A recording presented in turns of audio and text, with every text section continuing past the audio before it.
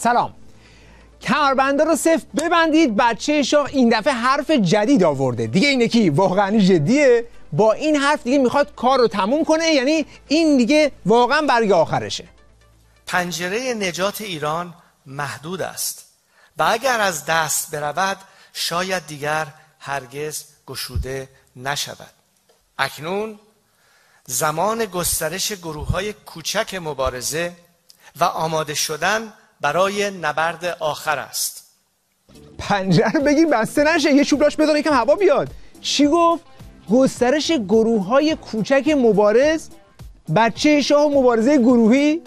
بابا مگه این همین چند ماه پیش ویدیو نمیداد که سر کار نرید یا دیر سر کار برید همین به رژیم ضربه میزنه؟ هر نافرمانی شما از جمله نرفتن به محل کار، کمکاری یا دیرکاری میتواند ضربه مؤثر بر پیکر فرسوده این رژیم باشد. دقت کردی؟ به جای 8 و 5 دقیقه بری سر کار ضربه رو زدی به رژیم. هنوز 3-4 ماه نگذشته از این حرفت. تخم مرغی که اون موقع تولید شد هنوز تاریخ مصرفش نگذشته، باز تو خط عوض کردی؟ مگه تو نمیگفتی که تمام عمرت مطالعه کردی که نافرمانی مدنی بهترین راهه؟ من مدت هاست که متد مبارزه رو بر مبنای نافرمانی مدنی و به دور از خشونت تجویز کردم. اینم اتفاقی نبوده. من بسیار مدت طولانی رو صرف کردم برای مطالعه اکثر جریاناتی که بر این مبنا تغییرات سیاسی رو سرانجام به دست آوردن.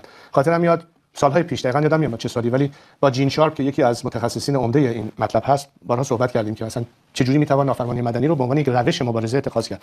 بالاخره نافرمانی مدنی کنیم یا گروه‌های کوچک مبارز تشکیل بدیم؟ دیر سر کار بریم یا بریم برای نبرد با تاریکی؟ خودت احساس نمی‌کنی که این وسط یک تناقضی وجود داره یا با همه این حرفا تو یک پکیج خود اوکی هستی؟ بعد مگه تو تا دیروز نمیگفتی که تکیهگاهت نیروی بسیج و سپاه هستند، باشون در ارتباطی؟ چی شده الان به فکر گروه‌های مردمی افتادی؟ خود من بسیار ارتباط برقرار میشه، چه از بدنه سپاه چه از دیگران. من تکیه‌گاهم رو همین نیروهای انتظامی است، رو همین سپاهی‌ها، رو همین پاسدارا، رو همین بسیجی‌ها، رو همین نظامیامون. اینا رو تو گفتی یا حافظت مثل ماهی و یادت رفته؟ بعد این به کنار، مگه تو تا همین چند هفته پیش QR کد نذاشتی که ریزشی‌های رژیم ثبت نام کنن؟ بابا QR کدت از روی صفحه تلویزیون کنار نمیرفت. مگه نمیگفتی که 60,000 تا مأمور اطلاعات و سپاه و بسیج بهت وصل شدن؟ بعد اینا کلی پول شارژ دادن، فیلتر شکن زدن، به تو وصل شدن. اصلا با اونو هماهنگ کردی که اومدی این حرف جدید آوردی؟ Don't exactly know how many months ago it was, but it was within this calendar year. That's where I announced a campaign where we will announce a QR code that people from inside who wish to cooperate or to defect from the regime can connect with us and share with us their information. And in the first few weeks, we had over 60,000 people who applied. I don't know what the number is now. It's probably greater than that. 60,000 نفر، ازش قشنگ شیرین 6 تا لشکر خوب در میاد. تو الان 6 تا لشکر داری دیگه، پول خورد برای چیته؟ گروه 3 تا 5 نفری میخوای چیکار؟ تا پنجره بازه برو سری. دیگه چی؟ آها راستی 1.5 میلیون هم توی اون یکی سایت داشتی. مگه تو همین چند هفته پیش تون آمار نمیدادی که 3.5 میلیون نفر ویو کردند، 4.5 میلیون نفر به سایت ما سر زدند؟ بابا تو الان ارتش میلیونی داری، چپت خیلی پره. Yesterday, a new website was launched, which is the Iran Rising website. It was launched about 9 a.m. yesterday. As of 10:30 this morning, I asked one of my assistants what was the response. We had over 1.5 million views already in 24 hours. And people from inside Iran are putting their names out there to join this campaign and participate. If that's not an indication of unity and solidarity, I don't know what else I can put on the table as a proof to you people. So آقا چند تا شد؟ یه 60,000 تا تو QR کد، 1.5 میلیون اینجا، 4.5 میلیون اونجا، سالاد ماستون اضافه. بابا تو با این همه نیرو ایران واسط کمه. تا جنوب شرق آسیا بنداز برو. تا لب ساحل اقیانوس سیدی، البته اونجا توقفی بزن. فقط یه آدرسی هم بده که این همه نیرو بدونن کجا بیان و بگو که کی حرکت کنن که هماهنگ باشن. مدرک از این قوی تر داریم مگه؟ همین که بری تو فتوشاپ یه پست درست کنی، تایپ کنی 3.5 میلیون بزنی تو ایکس، تموم کار. دیگه از این مدرک بهتر چی میخواین شما برای اندازه گیری؟ تازه نظرسنجی خیلی خیلی علمی هم کردن. پارسال 31%، قبلش هم 39% کل مردم ایران تو رو میخوان، گوش به فرمانت هستن. بعد از نظرسنجی هم بمباران هم کردن، نه ببخشید آب و جارو هم کردن که تو بیای. These are the facts, these are the measurables. Surely a lot of people know that I'm among anybody else the most popular and the most trusted element, which is why they like to respond to me to be able to lead this movement for them. بعد تویی که ادعای رهبری خیزش ملی داری، تویی که میخوای برای دیگران نسخه مبارزه بپیچی، خودت حاضری چه هزینه‌ای بدی؟ یه روزی همیهنانمون آزاد بشن، ولی در نتیجه آزاد شدن خودم نمیخوام اولین قربانی این آزادی بشم. من به هیچ قیمتی حاضر نیستم که این آزادی که دارم رو از دست بدم به هر دلیلی که میخواد باشه. اینه که بیان بگن که نه، تنها کسی که این وسط باسی آزادی خودش رو معامله بکنه، معامله منصفانه ای نیست. نجات وطن با تماشا کردن و آسوده بودن از دور نمیاد. گاهی بعضیا فکر میکنن یعنی بازگشت به گذشته، ولی آیا کسی که حاضر نیست برای عده مردم ساده‌ای که روش حساب باز کردن حتی ذره از جون و مال و یا امنیت خودش رو خرج کنه، واقعا لیاقت داره برای اون مردم تصمیم بگیره؟ کسی که از دور ایستاده آسوده و بی خطر و تنها وقتی قدم جلو میذاره که همه چی براش امن و آماده است. این یعنی حاکم شدن، نه برای خدمت بلکه برای منفعت. کسی که امروز نمیتونه در کنار مردمش بیسته، فردا هم کنارمون نخواهد موند.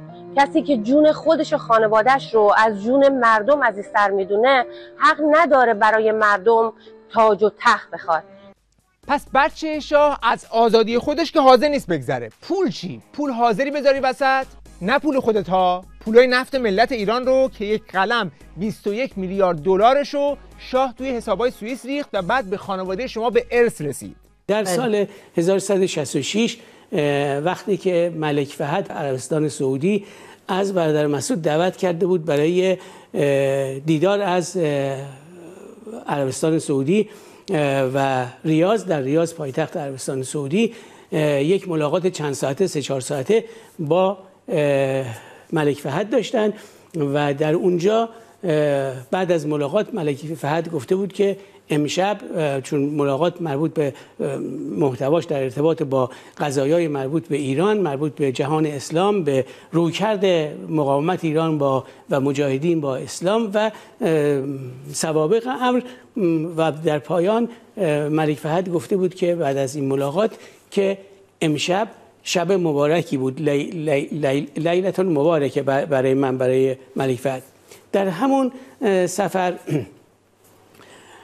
که چند ملاقات هم با ولیعهد اون زمان سعودی امیر عبدالله داشتن که بعداً شد ملک عبدالله در بعد از فوت ملک فهد، مشاور معروفی داشت امیر عبدالله به اسم دکتر شیبان که آدم تحصیل کرده، دکتری به اصطلاح اهل علم بود.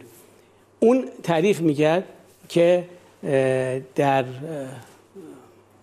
بعد از مرگ شاه 21 میلیارد دلار پول در بانک‌های سوئیس داشت و این 21 میلیارد دلار از پولا رو از سر قبر باباش نیاورده بود، این پول مردم ایران بود، پول نفت یا هر چیزی دیگه. 21 میلیارد دلار در بانک‌های سوئیس، حالا تو بانک‌های آمریکا و لوکزامبورگ و نمیدونم جاهای دیگه، اینا با خداست. این 21 میلیارد دلار رو بنا به گفته اون تقسیم کرده بودن بین 5.2 میلیارد دلار، بنا به گفته اون آقای شیبان که با این خانواده خیلی هم آشنا بود و مشخص بود که جزئیاتی از این میدونه.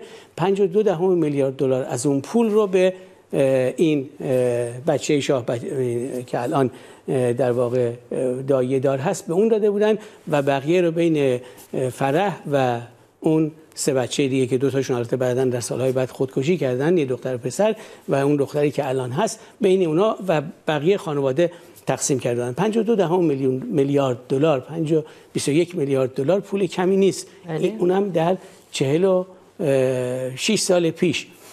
و این حرف رو قبلش ما از شهید بزرگوار دکتر کاظم رجوی هم شنیده بودیم. وقتی که دکتر کاظم رجوی نماینده سفیر ایران در سازمان ملل بود در اول بعد از انقلاب، دکتر کاظم دنبال این افتاده بود، سال 57 دنبال این افتاده بود دکتر کاظم که اقدام قانونی بکنه این پولا رو، این کلمه، این عدد 21 میلیارد دلار رو دکتر کاظم هم به ما میگفت که اون زمان میخواست این 21 میلیارد دلار رو با طرق قانونی و اقدام قانونی بگه اینا اموال دولت ایرانه و نه اموال شخص شاه یا خانواده شاه، اینو بگیره. جالبه که دکتر کاظم میگفت اون موقع بهش از تهران، یعنی از حکومت بازرگان و دستگاه خمینی بهش گفتن تو چرا تو این موضوع دخالت می‌کنی؟ تو دخالت نکن، مگه تو سفیر تو سوئیسی، تو سفیر در سازمان ملل در سوئیس هستی. و نذاشتن اقدام کنه. حالا چه زد و بندی و چه چیزایی در کار بود خدا میدونه، ولی به هر حال این پول در اونجا بود. این حالا غیر از انبوه املاک و مستغلات هست که رژیم شاه در خارج از ایران خریده بود به اسم شاه، به اسم فرح، به اسم بچهش، که اینا این 21 میلیارد دلار شامل اونها نمیشه. و حالا به این بچه شاه و دار دستش باید که اگه شما راست میگید اول این پول رو به مردم ایران پس بدین، حساب این پول رو پس بدین. بعد من اینجا دوستی داشتم به نام آقای مریان اسموک و این آقای مریان اسموک کسی بود که در سال 83 همین یا 84 میلادی این ماهی $150,000 رو از CIA برای آقای رضا پهلوی گرفت. آقای رضا پهلوی در خونه آقای اسموک ملاقات‌های زیادی داشتن. یه روزی رضا آمد پیش من گفت احمد مژده بده که IKC به من گفته که میخواد ماهی $150,000 به بودجه سیاسی من کمک کنه. اون موقع من هم کارهای مالی شخصی ایشون و هم کارهای مالی سیاسی ایشون دست من بود. من به ایشون گفتم آقا من تو رو معرفی نکردم که بری از این آقا پول بگیری و شما یادت نره که به خاطر همین مسئله 28 مرداد ما پدر شما چقدر ضرر کرد و چقدر بهش گفتم تو ایشون نوکر آمریکاست من فلان و اینا و این اصلا درست نیست شما به خودتو خراب کن.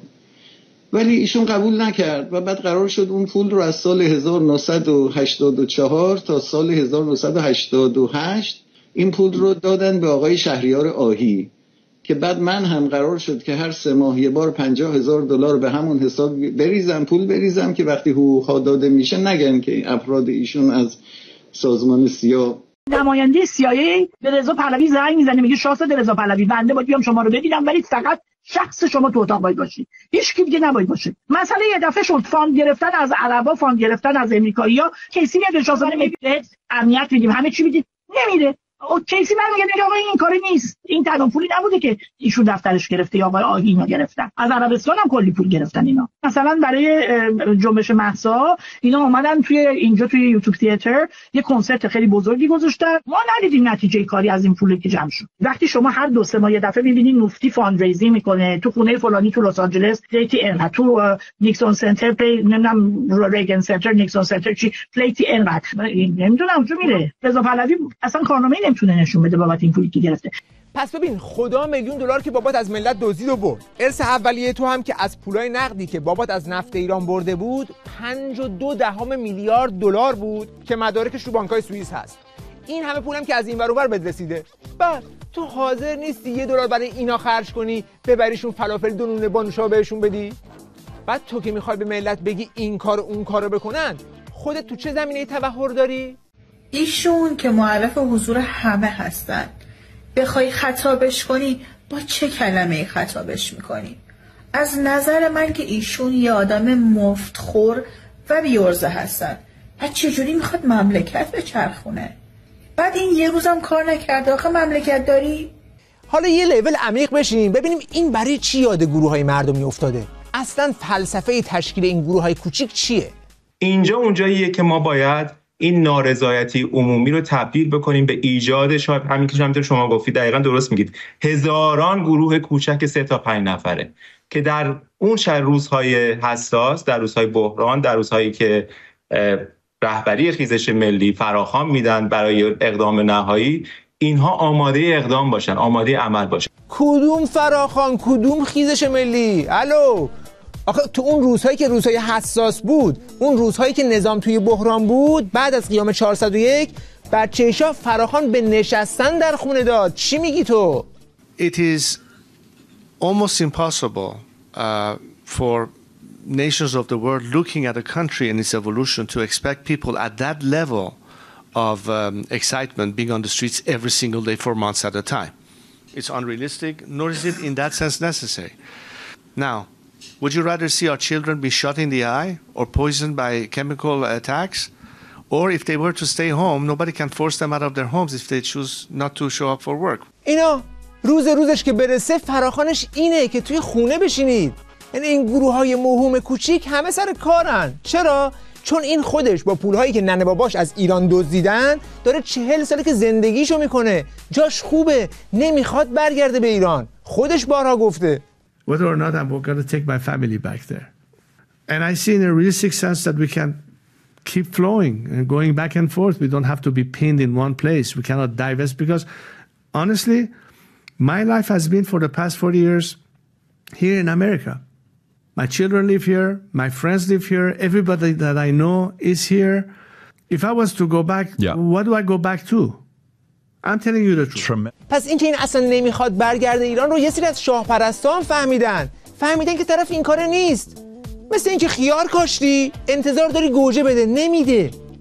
من خودم به عنوان کسی که همیشه طرفدار خاندان پهلوی بودم و سلطنت در ایران، چیزی که من میخوام راجع به ایشون بگم، دست از سر ایشون بردارید، دست از سر شاهزاده رضا پهلوی بردارید. ایشون یک کسیه که در آمریکا تحصیل کرده، خانواده داره. شاهزاده بارها هم گفته نمیخواد برگرده ایران. ببین شما شاید خیلی دوست داشته باشی که شاه بشه، یا شما خیلی شاید دوست داشته باشی خودت شاه بشی، ولی هر کسی اینجوری نیست. حالا این بچه شاه با این مشخصات اومده فاز تشکیل گروه‌های کوچک مبارزاتی گرفته. یه جزوه منتشر کرده که توش با ریزبینی میکروسکوپی در جزئیات توضیح داده که اینها چیکار باید بکنند. قبل از هر چیز هدفشون چیه؟ این ساختار که آن را احیای گارد جاویدان باید دانست. احیای گارد جاویدان؟ اسمو قبلا یه جایی نشنیده بودیم؟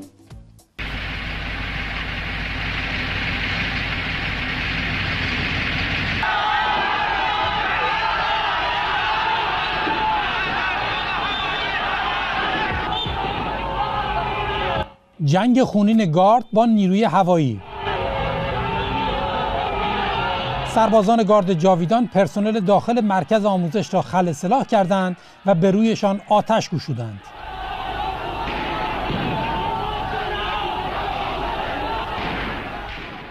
مردم حتی زنها به کمک سربازان نیروی هوایی رفتند و به مقابله با سربازان گارد جاویدان پرداختند.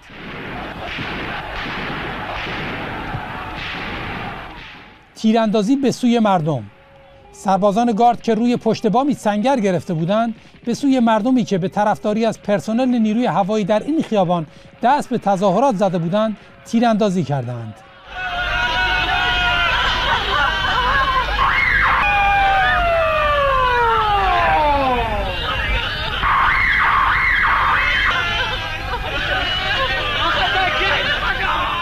دیروز که ما تیرخورده ها رو داشتیم تو 24 اسفند جمع می کردیم، 5 تا تیر به آمبولانس ما زدن، یکیش از زیر پای خود من رد شد که ایشالله ولیعتش بمیره. ما جوونا رو داشتیم جمع می کردیم، جوونای 20 سال، 22 سال، 23 سال، همه شهید، همه تو مغزاشون زدن. و امیدوارم به روح رسول الله، به روح تمام شهدا خدا را قسم میدم الهی شاه ولیعتت بمیره. الهی. پس آقا میخواد این گارد جاویدان رو احیا کنه. خب این کارو که سپاه الان داره میکنه. تو آبان 98 1500 نفر، تو 401 750 نفر تو خیابون مگه نکش؟ گارد جاویدان شاه هم همین کار رو تو 57 میکرد.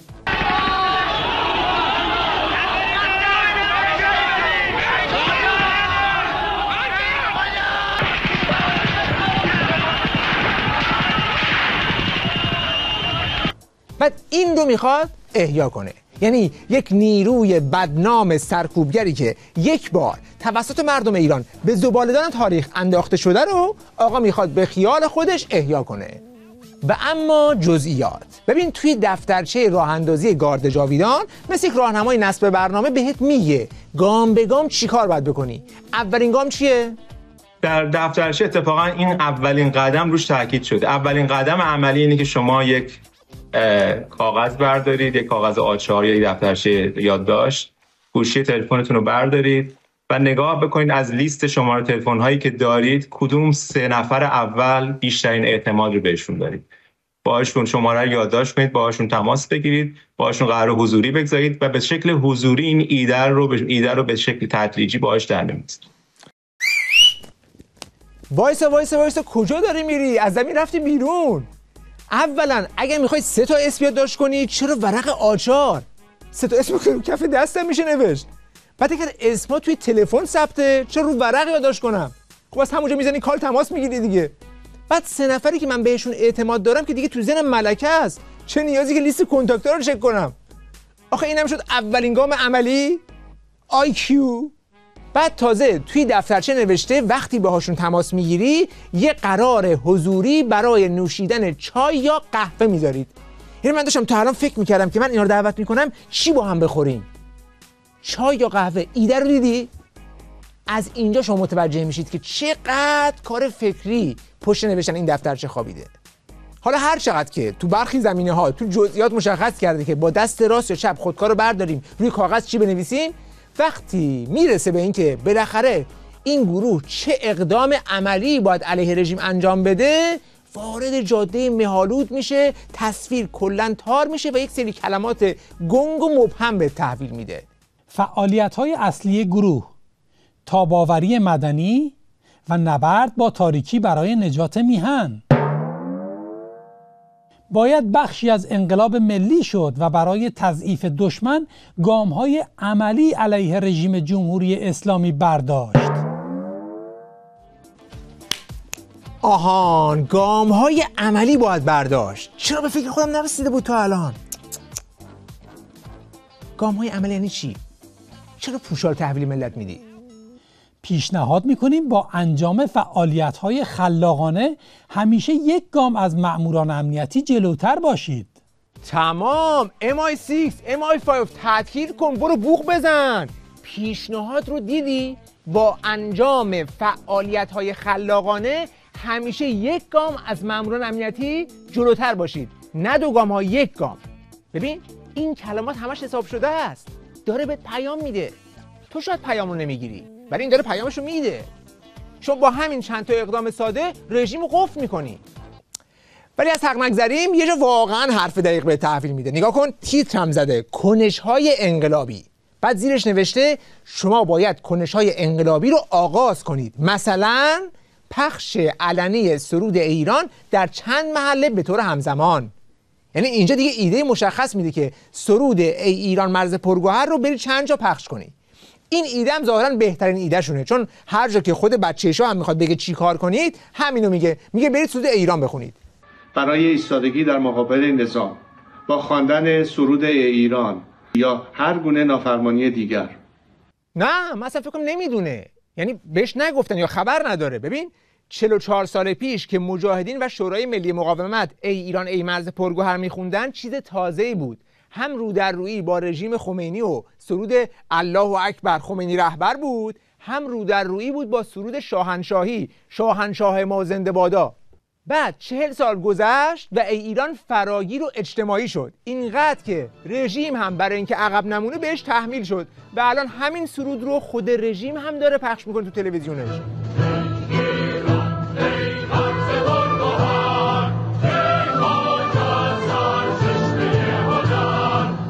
بلندگو گذاشته تو میدون آزادی اجرای زنده داره.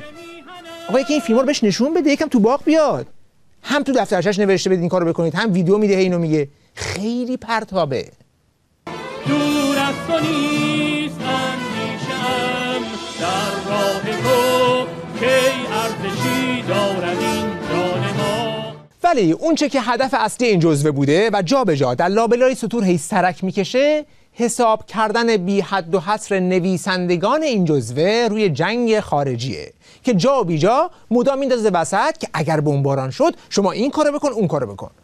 در شرایط خاص‌تر مثل احتمال انفجار، حملات موشکی یا بمباران، همین گروه‌های کوچک می‌توانند نقش محوری در هدایت سریع مردم به نقاط امن ایفا کنند.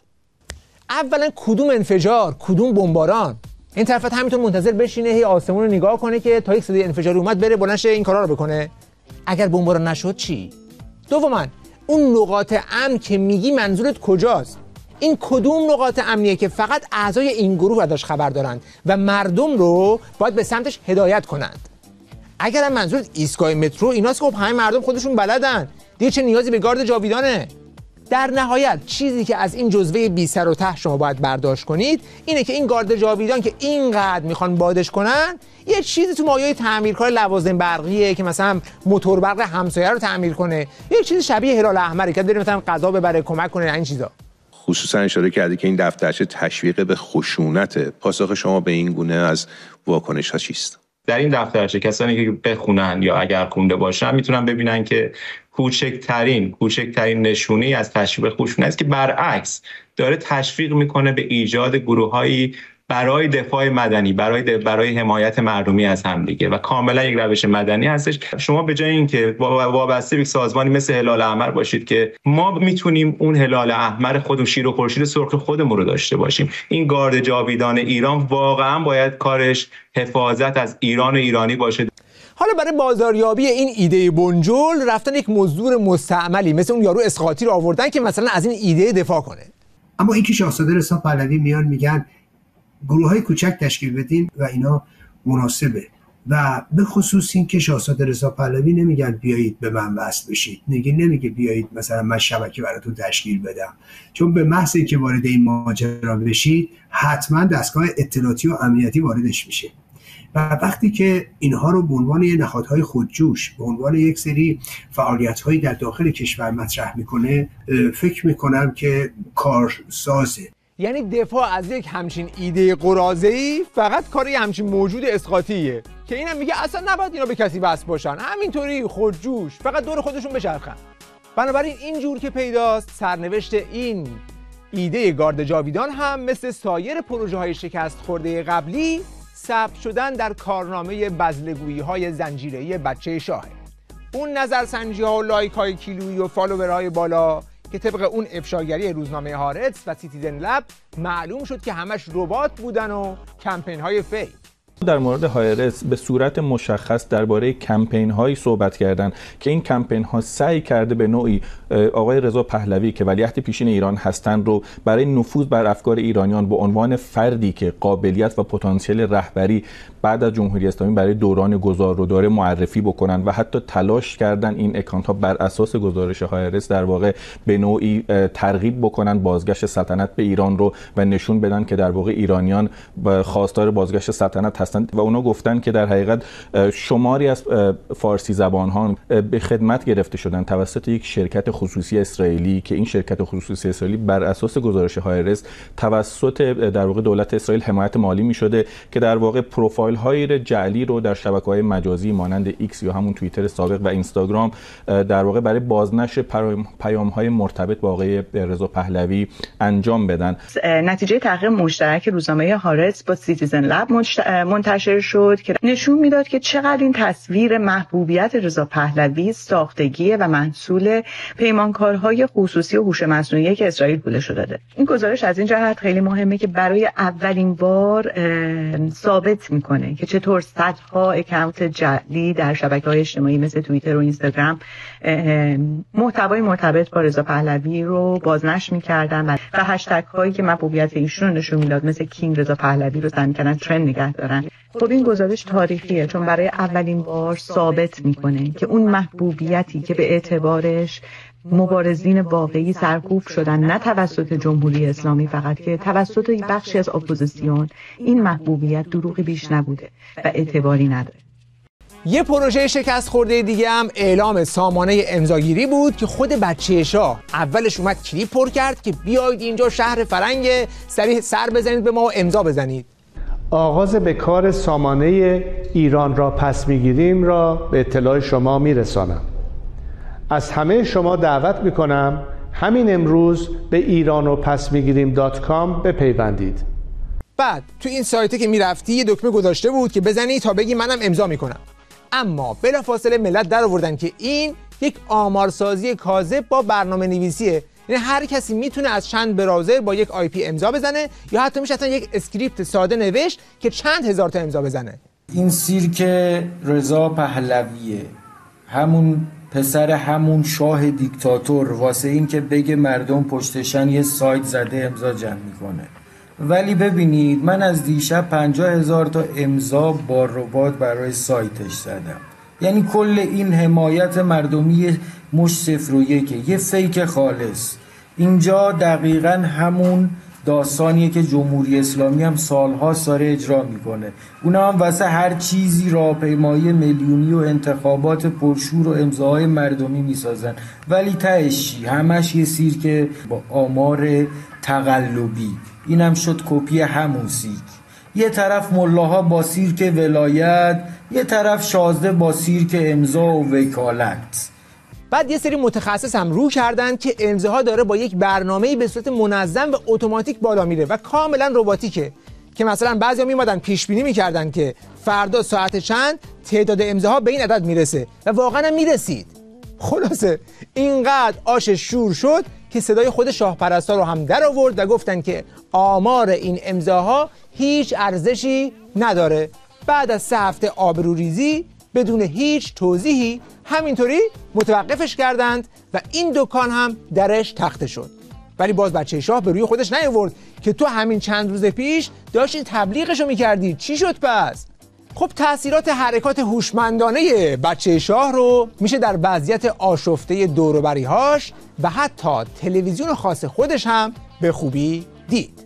در حالی که ما می‌بینیم تأسف‌باره که حتی تلویزیون من و تو که این همه سال کار کرده برای جریان آقای پهلوی، وقتی که میخواد که مردم برن 6-7 دلار بدن 20,000 نفر جمع میشن دیگه. نهایتا نزدیک به 10,000 تا ممبر داریم. داریم می‌پرسیم با 10,000 تا هزینه هاتون واقعا در میاد یا خیر هزینه رو در نمیاده و برای همونی که ما وقتی میگیم ما یه تایم 3 ماهه گذاشتیم بیشتر برای همینه که ببینیم که چون که بخواد بیشتر بره خب یه ضرر زیاد میشه و توانایی اینو ما نداریم و بچه‌ها نمیتونن همینجوری ادامه بدن. این مشکل اساسی که توی مارکتینگ شما تاثیر میذاره اینه که شما اتوماتیک وار به عنوان یک تلویزیون سیاسی جا افتاد. شما پادشاهی خواه هستین. یه تفکری وجود داره که میگن مثلا اگه شما این بود قبلا که مثلا اگه شما پادشاهی خواه هستین اصلا ببخشید معذرت می‌خوام واژه رو ولی عمالی مثلا عقب افتاده این. واقعا متاسفم که این همه میلیون ها تو ایرانی هستیم بیرون فقط 10,000 نفر. واقعا متاسفم. این حس بی‌اعتمادی به همه. خیلی از کسانی که تو گروهی هستن که ما در عضوشون هستیم در این گروه به صادق بودن شبکه به خاطر حرف‌های عده‌ای که خیلی متعصبانه روی عقاید پادشاهی خواهیشون پافشاری میکنن تا این بی‌اعتمادی از بین نره. آقای عباسی ما همین آشه و همین کاسه است. خواهش میکنم تعارف رو بذاریم کنار، واقعیت رو بپذیریم. ما هر کاری تا به حال کردیم رفوزه شدیم. آقای کنگرلو روزی که شما ققنوس رو درست کردید من تو ایران اینترنشنال نشسته بودم با همین آقای رامین پرهام راجع به ققنوس صحبت کردیم. آقای رضا پهلوی هم اونجا حضور داشت دیگه، از شما حمایت کرد. واسه این پروژه من ققنوس الان اصلا آقای رضا پهلوی نمیخوام این حرفو بزنید و با شما سلام علیکم نمیکنه. حداقل این راهنمایی که اینا الان دارن میکنن چند نفری که باش هستن به این روزش نمینداختن دستش بگیرن ببرن اسرائیل، بعدا به عنوان نمایندش باز برن اسرائیل، بعد هی بگن آقا بدون اسرائیل نمیشه، باید حمله نظامی بشه، باید فلان بشه. ببینید این وضع از هم گسیخته، این وضع آشفته که ما داریم، مردم به ما اعتماد نمیکنن. من به شما قول مردونه میدم، هیچ کس به اندازه من شاهزاده رضا پهلوی رو دوست نداره. تحمل کردیم. شاهزاده رو مثل یه استاک، مثل یک اوراق قرضه خریدیم، باختیم، دوباره خریدیم، دوباره باختیم، دوباره خریدیم، باز باختیم. آقا میلیون ها دلار پول بیشون استراحت کن دیگه. آقا ولمون کن، بذار بریم کشورمون رو آزاد کنیم. آقا تمومش کن. آقا شما اگر داشتی اون جنبه رو، اون مایه رو، اون دیانه رو، ما الان تو ایران بودیم. نداری. مگه یه رهبر سیاسی چند بار اشتباه میکنه؟ مگه سه پروژه گذشته نگفتی این آخرین تیر در کمان من است که رها میکنم؟ 4-5 تا تیر دیگه هم تو زیر زمین و انباری و اینا آوردن بهت دادن. آقا ولمون کن دیگه. حالا هم که اومدی یه دفترچه بیرون دادی که دفترچه ذلته. به قول امیر طاهری دفترچه خیانت یا نمیدونم هر چیز دیگه. میلیون دلار پول داری، من میدونم، برو بشین استراحت کن با یاسمین خانم، برید بگردید و نور و ایمان و فرح و ببرید و بگردید و بالا پایین کنید دیگه. حالا نخواهید این چند صد میلیون دلاری که هر پروژه میگیرید و بگید بس دیگه. چی کار کرده شاهزاده رضا پهلوی تو این 30 سال گذشته؟ چه پروژه ای رو بیرون داده برای آزادی کشور من؟ خب دوتاشو بگو دیگه. آینده ی کشور من یه شخصیت وطن پرستی میخواد، یه شخصیتی که میخواد که از جونش، مالش، همه چیزش بگذره. شاهزاده رضا پهلوی از $1 پولش نگذشت تو این 30 سال گذشته، همش گرفته، هیچی نداده. ایشون چند صد میلیون دلار پول داره، 1 میلیون رو برای مردم من خرج نکرده. با من داری صحبت میکنی، هیچ کدوم تو اندازه من نمیشناسه ایشون رو. آقا این کاره نیست، آقا به نفع ایران هم نیست. بسه دیگه رضا به توصیه میکنم بسه. همین روزا بیا یه بیانیه بده، خستم، مریضم، اینجوری هم برو بشین کنار. وقت بخیر و خدا نگهدار.